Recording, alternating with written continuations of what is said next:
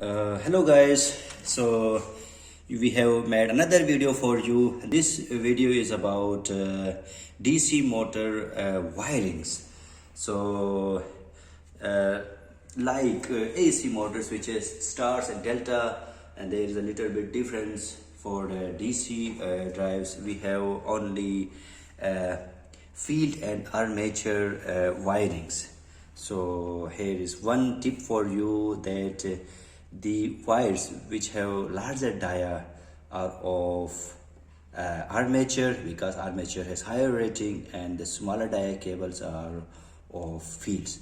In this circuit board there is also mentioned F1 and F2 for field, and in some motors there is mentioned B1 or A1, or in some motors. So B1 and A1 terminologies are used for armature. So this is about DC connections, power connections. And we have one more connection.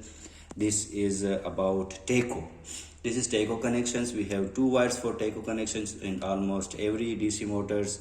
So just we have to connect these two wires.